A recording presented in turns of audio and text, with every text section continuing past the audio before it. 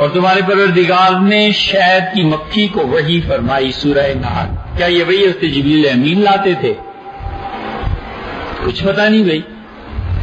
اللہ نے یہ کہا ہے کہ اوحا ربک الی النحل، اور تیرے پروردگار نے وحی کی شہد کی مکھی کی طرف. وحی ہے کیا چیز؟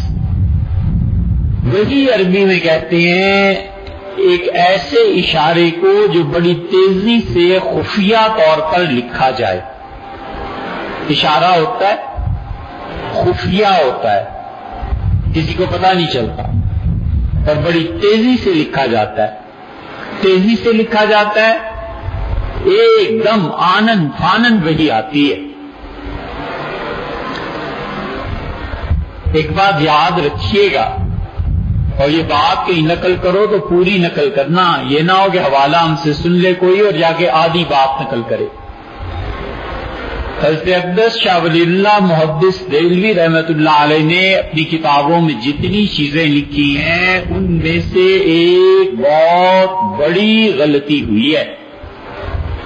حضرت رحمۃ اللہ علیہ انسان ہی تھے، انبیاء علیہ السلام کی طرح معصوم نہیں تھے. ہو جاتی ہے، بڑے بڑے اہل علم سے کوئی نہ کوئی چیز رہ جاتی.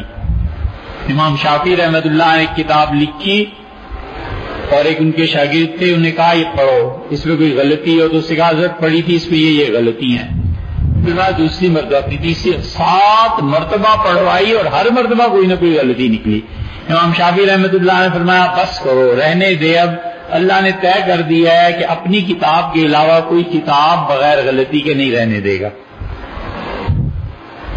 اس لیے بڑے بڑوں سے غلطی. شاہ ولی اللہ رحمۃ اللہ علیہ نے یہ جو وحی کا لفظ ہے نا کہ تیزی سے اشارہ کرنا، شاہ صاحب رحمۃ اللہ علیہ نے ایک ایسی بات لکھ دی ہے جس سے اہل عقل اور قرآن کے منکر لے اڑے ہیں.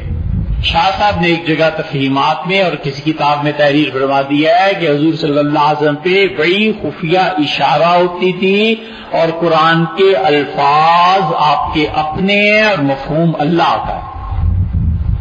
پھر یہ مان لیا جائے پورے دین کی جڑ اکھڑ جاتی ہے. اس سے پہلی مرتبہ جب حضرت کی یہ تحریر پڑھی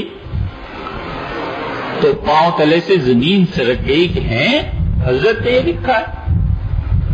خاموش رہے. پھر اللہ تعالیٰ بڑے بڑے بلند درجے دے اور اللہ تعالیٰ بال بال کروٹ کروٹ جنت نصیب فرمائے. مولانا غلام مصطفیٰ صاحب رحمۃ اللہ کے حیدرآباد کے، ہم ان کی خدمت میں پڑھنے کے لیے حاضر ہوئے.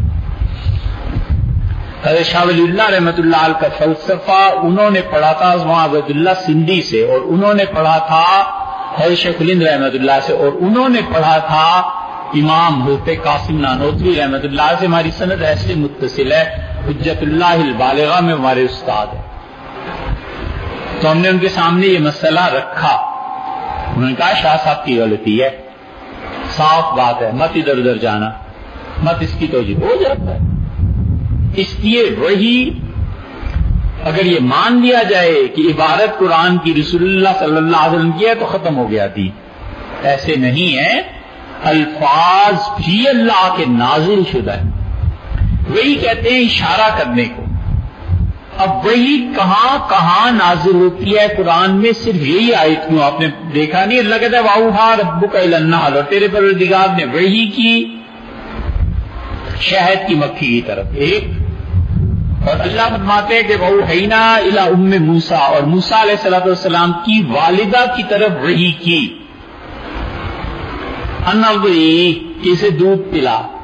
فَإِذَا خِفْتِ عَلَيْهِ، اور جب تمہیں اس کا خدشہ ہو جائے کہ مار دیں گے فرعون کو، بجی تو ایسے ایسے ایسے کر لینا. وہ قصہ آپ نے سنے ہی. اللہ تعالیٰ فرماتے ہیں کہ قیامت کے دن زمین اپنے پہ ہونے والے گناہ اور نیکیاں اگل دے گی. زمین کا چپا چپا بولے گا کہ مجھ پہ یہ ہوا ہے، یہ ہوا ہے، فلاں نے یہ کیا ہے. بِأَنَّ رَبَّكَ أَوْحَىٰ لَهَا، اس لیے کہ تیرے پروردگار کی وہی ہوگی زمین پہ. وہی انبیاء علیہ السلام پہ بھی ہے. اب یہ اللہ کے درمیان اور اس وحی کے درمیان ذریعہ کیا ہے؟ انبیاء علیہ السلام کیا اللہ کے درمیان اور نبی علیہ السلام کے درمیان فرشتہ ذریعہ ہوتا ہے. کبھی کبھی فرشتہ بھی ذریعہ نہیں ہوتا اور اللہ براہ راست نبی علیہ الصلوۃ والسلام کے دل میں ڈال دیتا ہے. اللہ نے فرمایا ہے، حضور صلی اللہ علیہ وسلم نے خود فرمایا کہ اللہ نے میرے دل میں یہ بات ڈالی، وحی کی مجھ پہ، اور کہا جب تک کوئی شخص اپنا رزق کھا نہیں لے گا پورا نصیب کا، اسے موت نہیں دیں گے، درمیان میں کوئی واسطہ نہیں. حضرت زکریا علیہ الصلوۃ والسلام نے کہا کہ پروردگار مجھے بیٹا دے دے. اللہ نے کہا ہم دے دیں گے. انہوں نے کہا کہ اللہ اس کی کوئی نشانی. اللہ تعالیٰ نے فرمایا کہ نشانی یہ ہے کہ تم 3 دن بغیر کسی معذوری کے لوگوں سے بات چیت نہیں کرو گے. اور اللہ تعالیٰ فرماتے ہیں کہ وہ آئے اپنی قوم کے پاس زکریا فاوحا الیہم، اور زکریا نے وحی کی اپنی مسجد بیت المقدس مسجد اقصی میں رہنے والوں کو. زکریا نے وحی کی اور اس کا انسبحوا بکرۃ وعشیا، صبح و شام اللہ کی عبادت کرو لوگوں.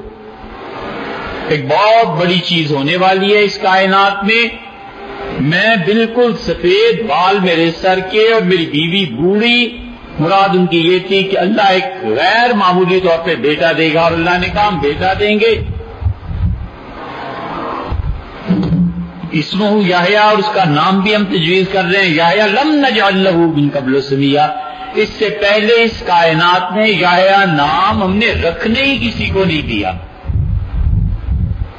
تیرا بیٹا ہمیں اتنا اچھا لگتا ہے.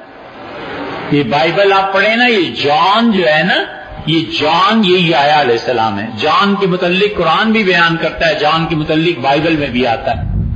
اب وحی کا درمیانی واسطہ کیا ہوتا ہے ہر جگہ متعین نہیں کیا گیا. جبریل امین ان کی کتنی طاقت ہے. حضور صلی اللہ علیہ وسلم کے پاس جو آتے تھے اپنی اصل طاقت میں اگر آ جاتے تو کچھ کا کچھ ہو سکتا تھا. یہ قرآن ہی تو ہے جس کے بارے میں اللہ کہتا ہے پہاڑ پہ نازل کرے تو ریزہ ریزہ ہو جائے. نبی کا دل اسے برداشت کرتا ہے. نبی کی قوت برداشت کتنی شدید ہے. جبریل امین جو آتے ہیں تو کوئی معمولی بات نہیں ہوتی. حضور صلی اللہ علیہ وسلم کی ہڈیاں چٹکنے لگتی تھی. ایک مرتبہ اونٹنی پہ تشریف فرما تھے اور رسول اللہ صلی اللہ علیہ وسلم پہ وحی نازل ہوئی قصوہ اونٹنی پہ، اور اونٹنی نے گردن جھکا لی اور تھوڑی دیر میں اس کی ہڈیاں بجنے لگی اور پھر وہ زمین پہ بیٹھ گئی. پھر اسے اپنی گردن رکھتی گویا مرنے لگی ہے. تو وحی کے عالم میں رسول اللہ صلی اللہ علیہ وسلم اترے اور چادر جو آپ نے اوڑھ رکھی تھی، حضرت زید رضی اللہ عنہ کہتے تھے میں سو رہا تھا، حضور صلی اللہ علیہ وسلم میرے پاس آ کے بیٹھ گئے اور اس چادر کا ایک کونا میری ران کی ہڈی پہ پڑا اور میری آنکھ کھل گئی اور میں نے دیکھا تو میں گھبرا گیا اور اتنا شدید بوجھ تھا اس چادر کے کونے میں کہ میں بس لیٹا رہا. میں نے سوچا اب میری ہڈی ٹوٹی، اب ٹوٹی گا، اب ٹوٹی. اسے جبریل امین اس وحی کو لے کے شاید کی مکی کے پاس آتے ہوں اور اللہ ان کی طاقت کو کم کر دیتا ہو، کیا پتا. اللہ تعالیٰ وہاں جبریل فرشتے کے علاوہ کسی اور کو بھیج دیتا ہو، کچھ نہیں. یہ ایسی چیزیں ہیں جن کی تشریح اللہ نے نہیں کی، ہم بھی نہیں کر سکتے. اسی لیے جن لوگوں کو اللہ نے معرفت نصیب فرمائی ہے نا، یہ علم ہے. علم جب تک عشق کی گود میں پرورش نہیں نہ پاتا تب تک معرفت نہیں پیدا ہوتی. علم جب عشق کی گود میں بچہ بنتا ہے تو پھر بہت سی چیزیں کھلتی ہیں. تو امت میں جن علماء کا علم اللہ کے عشق کی گود میں پرورش پاتا رہا نا، انہوں نے باقاعدہ بحث کی ہے کہ وہ کہتے ہیں اللہ تعالیٰ فرماتے ہیں کہ جبریل امین کے متعلق کہ ذی قوہ، جبریل بڑی طاقت والا فرشتہ ہے، اور اللہ کہتا ہے امین، جو کچھ ہم اسے دیتے ہیں وہ پوری امانت داری کے ساتھ انبیاء علیہ السلام تک پہنچاتا ہے. عند ذی العرش مکین. اور جبریل کا پتہ معلوم کرنا ہو تو اللہ کہتا ہے میرے عرش کے پاس ہی اس کا گھر ہے. تو اہل معرفت جو ہیں وہ اس پہ بحث کرتے ہیں کہ جبریل امین حضور صلی اللہ علیہ وسلم پہ غار حرا میں، مکہ میں، مدینہ منورہ میں وحی لاتے تھے، تو کیا اپنے گھر سے جدا ہوتے تھے یا وہاں بھی جبریل ہوتے تھے اور یہاں بھی ہوتے تھے؟ جیسے آپ کی نگاہ اس وقت جہاں بھی ہے اور چھت پہ بھی ہے، حالانکہ 13 فٹ 12 فٹ 10 فٹ کا فاصلہ ہے، آسمان پہ بھی ہے۔ انہوں نے بحث کی، اور یہی وہ مسئلہ ہے جس کو عرفاء نے، اہل معرفت نے بیان کیا، اور لوگوں نے غلطی سے عوام میں لاتی سے حاضر ناظر کا مسئلہ بنا دیا۔ حضور اقدس صلی اللہ علیہ وسلم اپنی قبر مبارک میں ہیں اور عین اسی وقت دنیا کے کسی اور خطے میں پائے جاتے ہیں یا نہیں پائے جاتے۔ تو باتیں بہت ٹھوس علم اور علم کے بعد عشق کی پرورش مانگتی ہیں۔